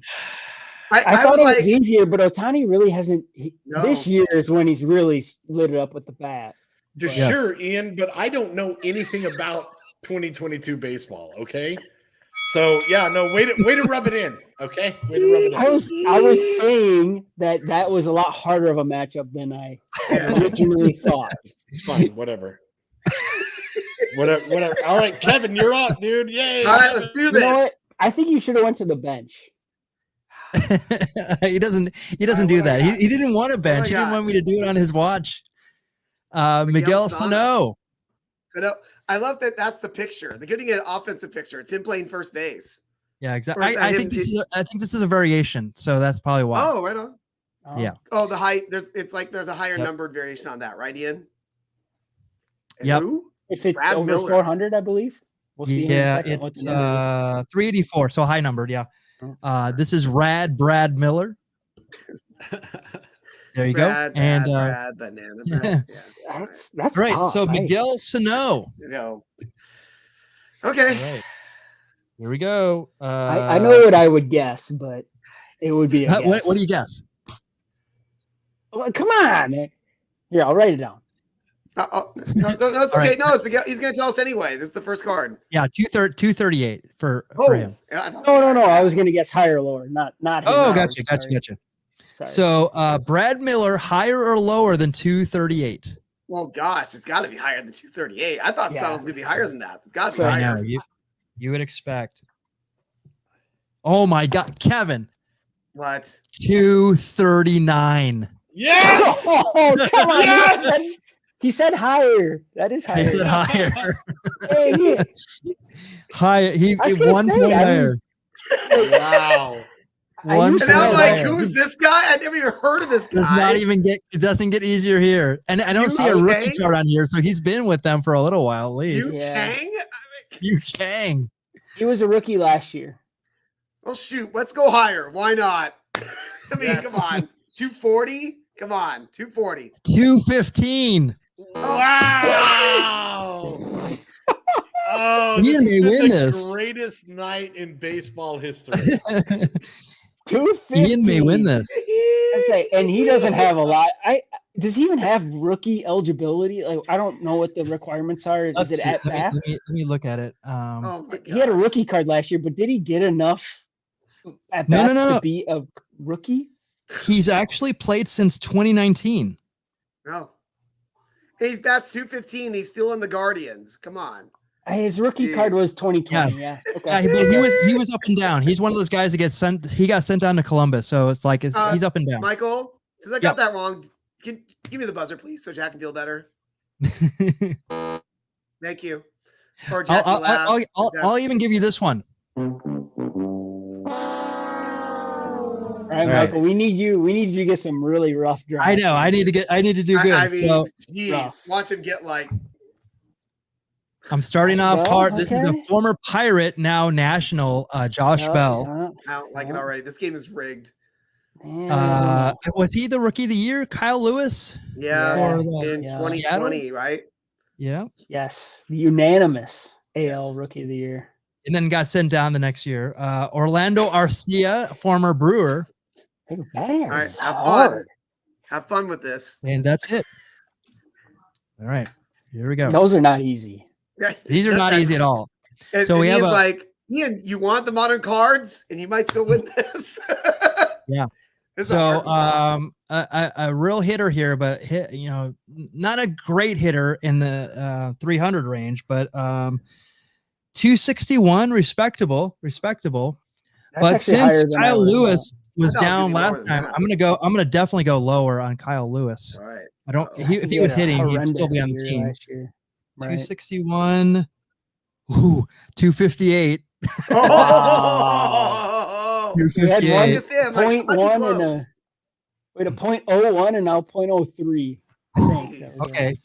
So 258. 258. Orlando Arcia. He's hung around for a while. Oh, this is so tough. So we Ian, you went to the bench twice, correct? Yes. Oh, man. Correct. Right. No shame in my game. Yeah, you can go to Sir Didi Gregorius and win this thing, Michael. Oh, D's? I don't even know what his would be. Arcia. know. You know, he's not a starting player. So I'm going to go lower. This guy wasn't this guy a brewer? Yeah. Yeah, he was brewer. I'll drink to that. The no bench. Right. You should. Hopefully it's a victory drink for me. I'm actually going to go lower on this one. That was for Bubble Pug on the loss of RCA. Yeah, 242. Oh, good job. Because I know that he's like a backup player, so he doesn't get a lot of hit. Is he a second baseman? He is a shortstop outfielder. Oh, okay. Yeah. Right. He's what we like to your refer team. to as a utility player in fantasy baseball. All right. So Harrison Bader. He's having a good year this year, but you might know better. I say he's the Cardinal fan around here. Yeah, no, Carrot Top's little brother. He had a good year. I'm gonna go slightly higher only because I know that he's an okay hitter, but he's not great. But 242 He's is fast, right? I think he's he very gets on fast. base. Gets on base. He was actually during Orioles last hits- week's telecast. Orioles he had hits me. What's that? Or he almost killed me. with He foul did. balls, He one or almost the killed. other. Yeah. But you're like a cockroach. You would have definitely. Sure. Kevin after a couple beers, not so fast. So Yeah, exactly. Well, this is pre-nets. Yeah. Nowadays, You Michael got that foul ball, so my I death did. would have been okay. I did. Nice. Nice. You had enough reflexes to get out of the way. I had So the reflex for it I'm to gonna go bounce off my higher. shoulder. I'm gonna go higher. This is close. You're at 258? No. Dude. I have to relook at this one. I said Yeah, I don't higher. remember. Yes, he said I 242 is this one. Are you ready for this? Oh no! Yeah. 244. Oh my Wow. You gotta be. How lucky can you get? Right? It is It's, higher. it's I got almost that lucky too. it's almost like the guy who controls flipping over the cards wins. It's so weird. So weird. So weird. All right. How would I know that? How would I keep know it that? rolling. All right, for Keep the it rolling. win. Dirty Sanchez, baby. Let's go. God, this guy's a really good catching hitter, though. And he's dirty. Yeah, but he But- had a terrible last year. But Are you you have the sure? bench. I'm positive. I had him on my Michael? fantasy team. But you can still go to the bench. Hey, Ian, let me reassure you. Disco has like 7 spreadsheets dedicated to the first half of Gary Sanchez's 2021 career. Just the first half. All right. Seven- Like he All was right. he was sitting in the One 100s last year. Like he was That's one. he went from season. an elite hitting catcher to like nothing. Yeah, brother knows his business. Wow. What do you got here, Michael? What do you got? Oh God, do I go to the bench? I mean, you still can because Ian went Yeah, twice. you definitely can. This Dude, is don't the be win. a coward. This is for Just the call win. it. Don't listen to Jack. This is for the win. I'm going to go to my bench. I'm actually going to pick up Will Myers here. Will Myers is 254. 243. Oh, 254. I just went up 10 Jeez. points. So that was not a Right. good call. But I will Not at definitely all. I'll go lower on Gary Sanchez. All right, here we go. Going lower. I This hope is there's for the a win. I hope there's a misprint. This is for the win. 230. Ah, Wow. I think So- it was lower the whole time. I think you were going to And go that way. 2020 he batted 147. Last year he batted 204. So Nice. he's definitely Michael. declined a lot. Try to finish Am I the good? board out. You already won. Okay. But try to finish it out here. So I'll go fast. I think it gets so, easier from here. Yeah. So 230. Evan Longoria, the desperate housewife, higher.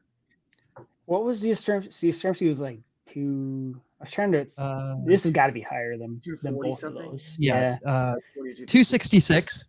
If I got past, He's- yeah. 266. No, like, Joey Gallo, this is an easy call. Oh, yeah. Definitely Easy lower. call. jeez. 206. Wow. I'm surprised it's that high. 206.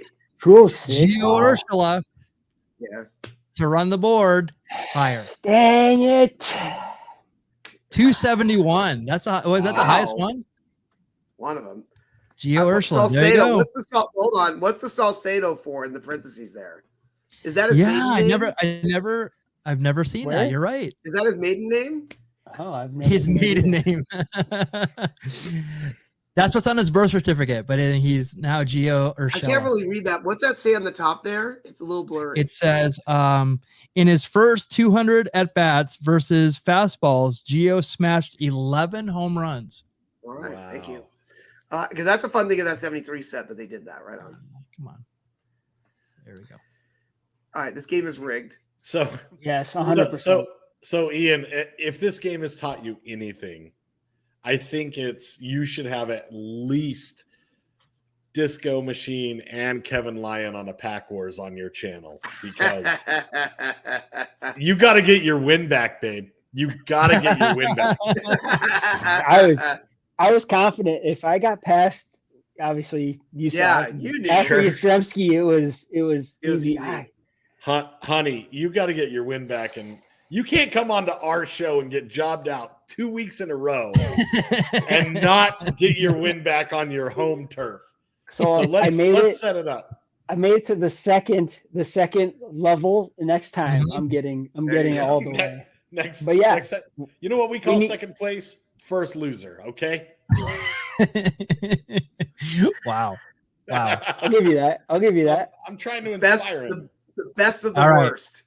All right. So this is how you're going to win the hearts and minds back. We want everybody in the chat to participate on this one. So let's do it. Let's do some baseball trivia to end us out tonight. Here's question number 1. This pitcher is the all-time shutout leader. I put in. It's actually in Major League Baseball. I know it. Who is it? I won't say it, but I know it is. By the way, I got this question from a card from Heritage, and I will show that at the end. Here are the choices. Oh, I'm saying, 'cause I already know it. I'm gonna write it down before you even say it. But I can't find my card, so go ahead. It's fine. Oh, there's my card. All right. I'm gonna write it down. This before you pitcher say the is the choices. all-time shutout leader in Major League Baseball. Who is it? Cy Young, Christy Mathewson, Warren Spahn, Walter Johnson, Nolan Ryan, or Pete Alexander? Let's see what you got out there in the chat. Excuse me, you couldn't put Grover. Is that Grover? Is that I put what was on the card. Okay. But I wrote my answer already, and it's correct. My homie, Walter Johnson. I like There that. you go. Well, you know, he might be my homie. He's from like Orange County. Let's hear your guesses. This is the all-time shutout leader in Major League Baseball. See, Michael, this is when I reading books when I was a kid, and I somehow retained this thing. You know, I'm like gonna tell it. you the number. I'm gonna tell you the number 2, and I think I'm right. on Ooh. this. Whoa. Rain Man, Sure. How many toothpicks, bro? How many toothpicks? 472. I don't know. I love you. Cody Moss. Punk Skunk going with Nolan Ryan. Yo, Punk Skunk, welcome back, dude. Thanks for joining us again, Punk Skunk. So, Ian, who do you got? This is the this pitcher's the all-time leader in shutouts. I know, you know, having a shutout is a big deal, but no one really gets known for that sort of thing. But Cy Young's the only guy on this list that I know of that has a award named after him. I'm gonna go with Cy Young. Okay. And the most wins of all time, 512. Is that right? 11. 511. There you go. Thank you. Jack, who do you Cowboy got? Jack. I'm going to side with MVP Bubble Pug, and I'm going to go with Tiny Walter Johnson. How you doing? All right. Jack. He's Yes, known sir. as the Big Train, Sure. as Ed Bronson Ed out there would Oh, say. yeah, sure. Maybe in the mainstream, but Cowboy Jack knows him as I Tiny. mean, right there, I already wrote it. 110, Walter Johnson. Wow. And you would be 110. correct. 110 shutouts. Yes. Yes. Wow. Wow. I can't believe I won that. You're welcome. Welcome to my show, baby. I got to see if Pete Alexander is Grover. It's got to be Groveland Cleaver Alexander, right? It's I gotta don't be. think so. Sure. It's gotta be. Oh, it might be. I think he's gotta listed be. as Pete Alexander. You're That's why I'm right. just like, what? Yeah, it's Grover. Yeah, His nickname was Old Pete. that's what it was. Yes, you're I absolutely would right. know. I watched him pitch like 74 of those 90 shutouts, you know? You had him on your fantasy baseball team back then. Yeah, to be fair, yeah. I couldn't get Walter Johnson, so. Love it. Love it. But I mean, this is what I love these cards. You know, I remember, I think it was like the 1979 series had a Walter Johnson card, if I'm not mistaken. I need to ask Ed a question. Ed, you said you want Jack to pick the Christian Gentleman. Who is that? Who's called? Who's nicknamed the Christian Gentleman on that list? I don't know. Oh, yeah, I'm not sure. Definitely. Who's the Christian Gentleman? I would assume Christy Mathewson, but maybe I don't know. I don't remember that nickname. Yeah, I've never heard of that either. That's awesome. All right, so this is question number 2. This player holds the Major League Baseball record for hitting the most regular season extra inning home runs. Wow, this is amazing. Very specific. That's very specific. All right. So here are your choices. Is it Jack Clark? Is it Frank Robinson?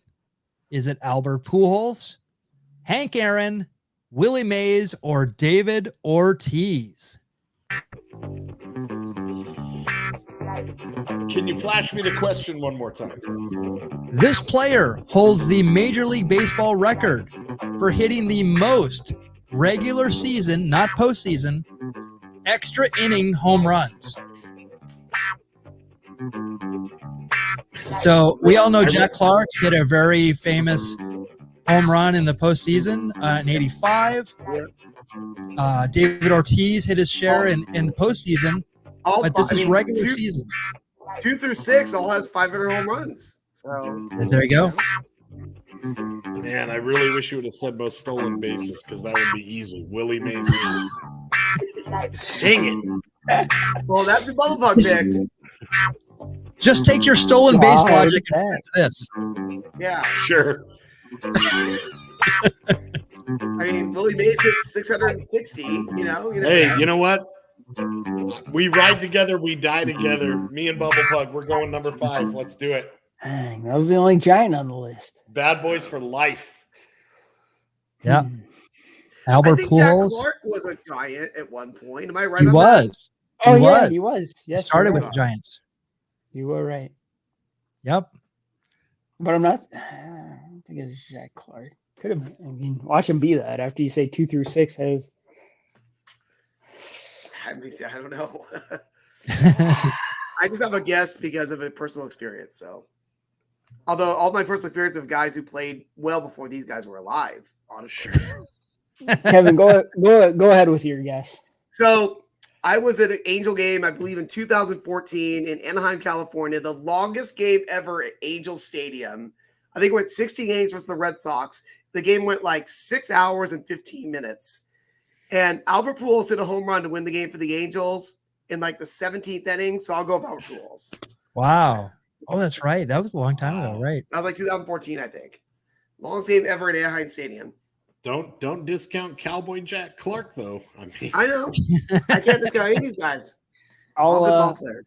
I'll take the only other guy that I saw play the game of baseball. I'll go with David Big Papi Ortiz. Okay. Wow. All right. Mochongo. All right. Any other guesses out there? I was waiting to see. Punk Skunk is with me. Yeah. Who else? Anybody else? I will wait and see. Okay. So here we go. It is Willie Mays. Oh, 21 home runs in extra innings. Jack Clark, so he has 21. Jack Clark has 18, which is actually very surprising to me. Yeah. Frank Robinson, 16. Albert Pujols, 15. Hank Aaron, 14. Jimmy Fox, 14. Mickey Mantle, 14.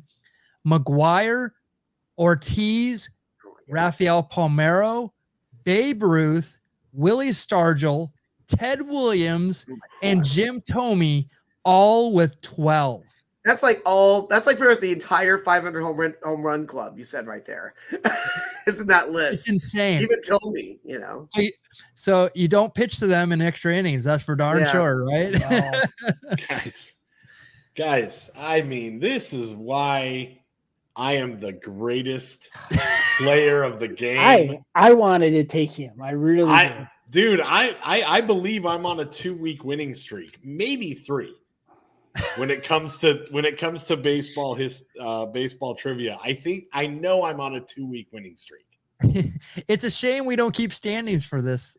Sure, no, it absolutely is. But hey, you know what? I get bragging rights, baby. That's all I need.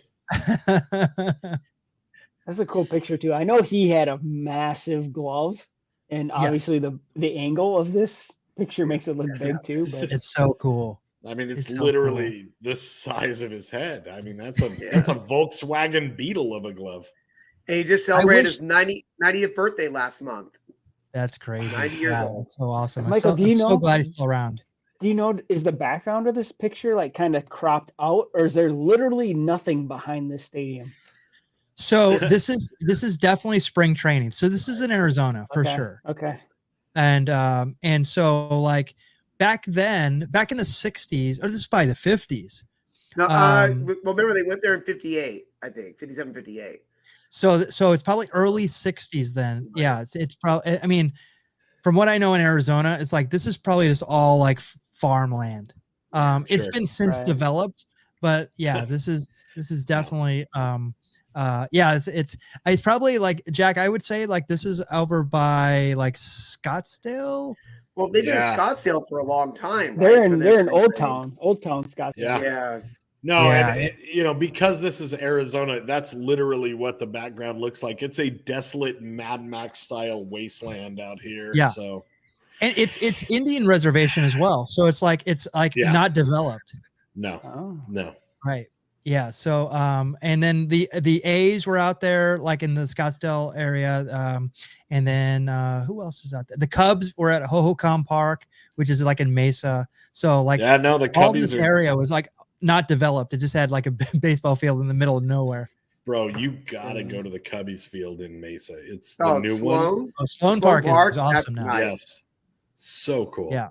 It was good, but I the only thing I did was I went to Whataburger around the corner, and I'm like, doing that for heat. Cool. I'm doing that for heat. I'm doing that for heat as a joke. It's a joke. It's fine. I'm gonna stab you in the face, but no big deal. Whataburger is the greatest burger in the world. Okay, pal. It's all good. I don't care. It's so funny because so Ian, what is a great burger place in where you live, but also in Iowa? What's like a great place that people would go for burgers? They're like a lot smaller scale places. There's like in Iowa, the Gunder Burger. There's a town that's sure. Gunder is literally a town of like less than 1,000 people. And people go to that town just to eat the burgers at this restaurant. Okay. I mean, Minnesota, at least in Rochester, is a lot bigger of a town, so they got a lot more burger places in the area. But I would say the most popular is called Newt's, and they have a downtown location and a north location. And again, I don't think they're outside of Rochester, Minnesota, so it's more localized sort of things that I would consider the best burger anyway. So do you have friends that live in another state that take shots at the burger place that you would probably go to? No, not burger, chicken sandwiches maybe. Oh, chicken sandwiches is okay. That's the line. Okay, so tell me about the chicken sandwiches. What's the big place? Yeah, I'm trying to think of the name of the place. I'm not going to get it, but my buddy, I have a friend who lives in Scottsdale, and there's a chicken sandwich place. He has to drive to downtown Scottsdale to get it. I don't know what it's called. I really don't know. And the time that I was there and we were going to go to it, it was closed that day. Just like, I got to figure this out. Because not Chick-fil-A, it's probably a local place, I would assume. No, right? Exactly. I think there might be a couple of locations in the Scottsdale area, but I don't know if it goes outside of that. While Jack is hashtagging doing the research, I will mention that the Giants were in Phoenix from 1952 to 1983. So that photo is in Phoenix. That photo is in Phoenix. But it says San Francisco on the jersey. So it's definitely Right. after 58. That's right. That's right. Right. Yeah. So they didn't go to Scottsdale till 1984, and they've been there ever since. Got it. Okay. So, yeah, this might be over by the zoo. This is the one, the Phoenix Municipal Stadium where I was the bat boy of the Phoenix Giants. Yeah. That's probably it. Very possible. Okay. So there's a rivalry out here. So Oh, good gosh. California is known for In-N-Out Burger. Okay.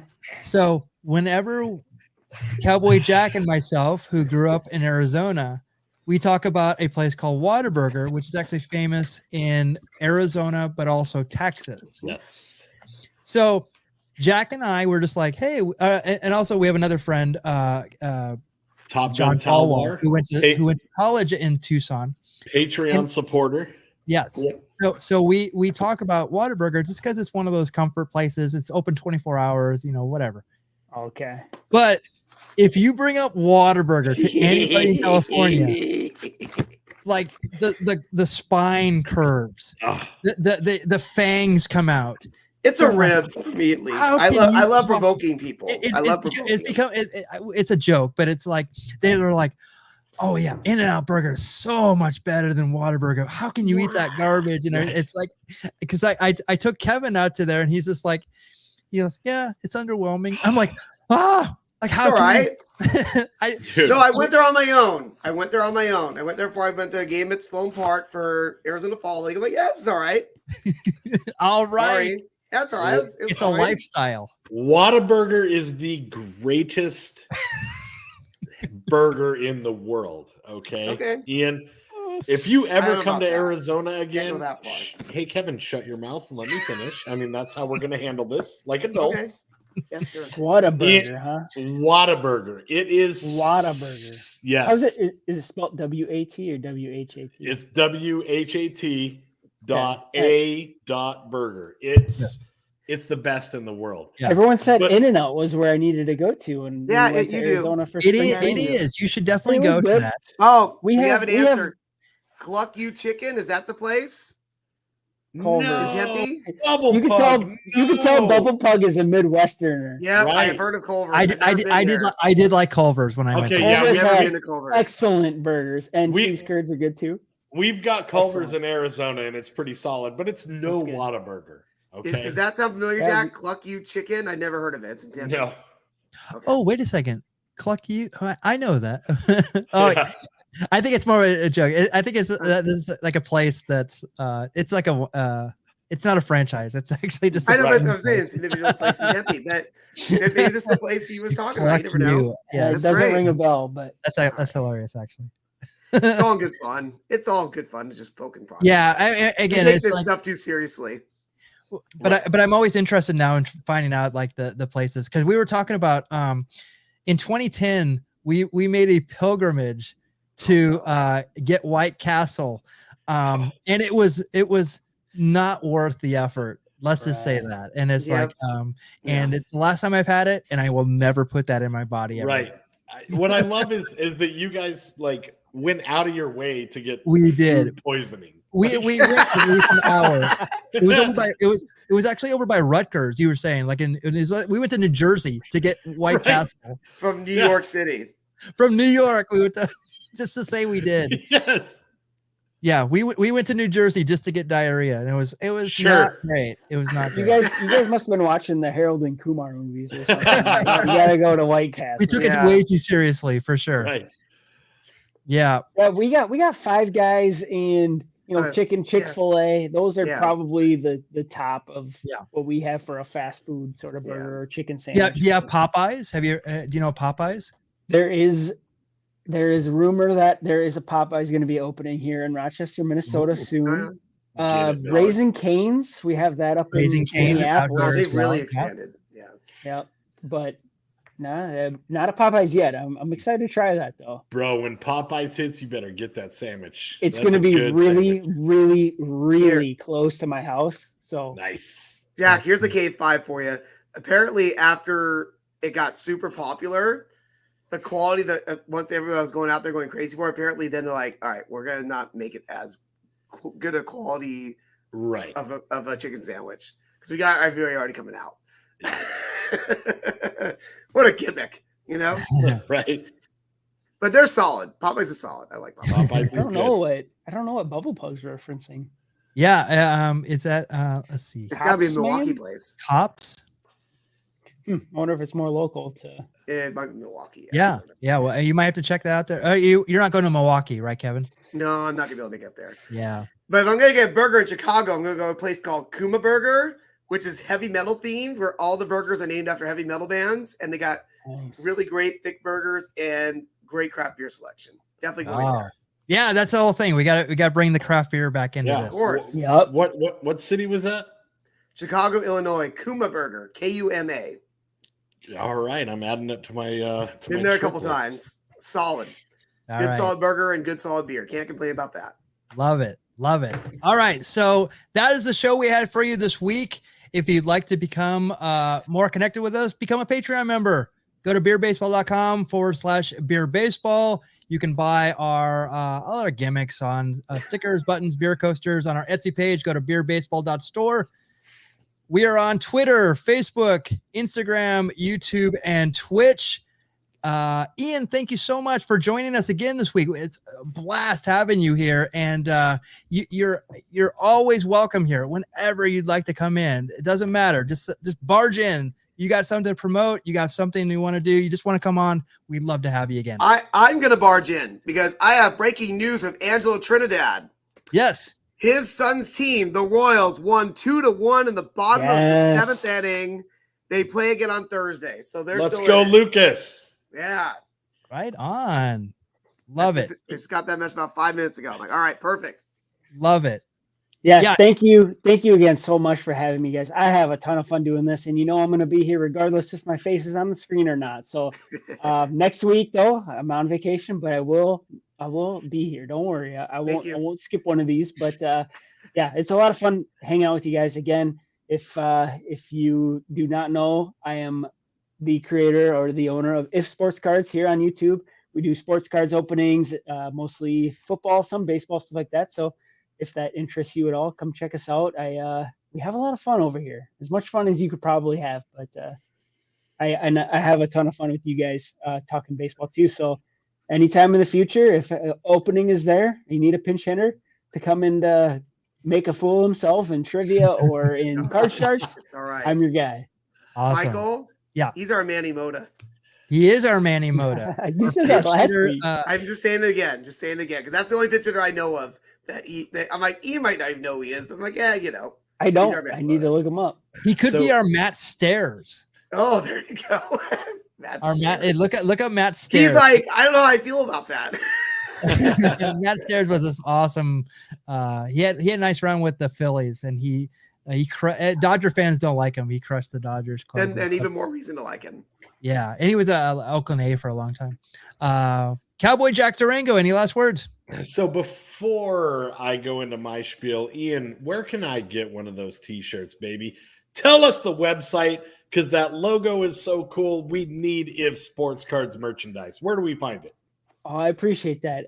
If you go to any of my YouTube channels or any of my videos, there will be a shelf underneath the video that'll have shirts, hats, baby clothes, dog bandanas, what kinds of coffee mugs, all kinds of cool stuff. If you gotta get one for Toby. Yes, it's greatly appreciated. I get a little bit of that, obviously, and it's a Spreadshirt website that they kind of make it on demand, and it's good for me because I don't have to ship anything out or create anything. But we will have some shirt giveaways though on the channel very, very soon. So. Oh, fantastic. So all I need to do is visit your YouTube channel, and I will find that link. Yes, sir. All right, everybody out there, I want you to go to that link, and I want you to buy those T-shirts. Ian, you're a little bit ahead of us on subscribers. No hate, brother. I want all of our family wearing your shirts. I love your logo, bro. Absolutely love it. Thank you. My best friend from high school created it. So really, that's cool. Yep. Perfect. Bro, it's super cool. I'd love for you to explain like the color selection someday. The white, red, and easy. Gold. It's the 49ers. There it is. That's Yep. it. There it is, dude. So awesome. Everybody go buy some T-shirts. That's cool merch. Now, if you want to follow Cowboy Jack, I am on Twitter at Confirmed Outlaw. I am on Instagram at Confirmed Desperado. And every Sunday afternoon, please watch the Beer Baseball Blog Instagram for Hazy History with Kevin Lyon and Cowboy Jack Durango, where we dive into the seedier, the funnier, just the wacky part of baseball. And I'm going to announce it right now, Disco. I'm sorry. I'm going to announce it right now. In June, we will be dropping a full Hazy History 1-hour episode on our YouTube channel. There you go. And the subject may be more than an hour. This Sunday is going to be, is 4 p.m. okay with you, Jack? Let's just talk. Let's do it. Yes. Because I plan to be at a new place in Laguna Niguel, California called the OC Local Tap Room. It's a tap room that just opened up in Laguna Niguel that apparently has 55 beers on draft. They just opened up. They have a few of their own. So I'm going to get over there. And Jack, are you going to have, is what you have planned going to be ready on Sunday? Or should we? No, sir. Okay. Sunday, we're going to do a light episode. We're going to premiere the hour-long Clash of Champions style Hazy History. No, I'm talking first week in June. Jack, I'm talking about you've been delving into a crime. Yes, I will have the true crime ready at 4 p.m. this Sunday. There you go. There's a hint for you right there. We're going to talk about some true crime in baseball. Not involving me. 4 p.m. Pacific. Sorry. Pacific? Yes, sir. There you go. Live on our Instagram. And then you have Pint and Packs on Wednesday. Tomorrow, 7 p.m. Pacific. Let's see. What will I open this week? Let's see. I'm going to be opening up. I'm going to go to 1989. Look at this. I got wax here. I got a pack of Bowman and a pack of Fleer. Oh, there's gum in there. And I can't wait to see you eat that. Wait. And hey, you know what I'm going to have with that, Jack? I'm going to have a pint of the new El Segundo Broken Skull American Lager. If you want me to drink that tomorrow night at 7 p.m. Pacific, give me a hell yeah. Hell yeah. Right. Hell and with yeah. that, Awesome. Be sure to go to TikTok.com/Jackie Martling and to get some more jokes in your life, because we all need more humor. That's right. We all need some humor. Also, Angelo has his opening that he does every Saturday at 9 a.m. Pacific time. We premiere that, and he opens up random stuff. Like he opens up baseball cards, and he opens up basketball cards, football cards. So check that out on our YouTube channel on Saturday morning. Guys, thank you so much. This has been a blast, and we'll see you next week for another Beer Baseball Blogcast. Good night, everyone. Take care.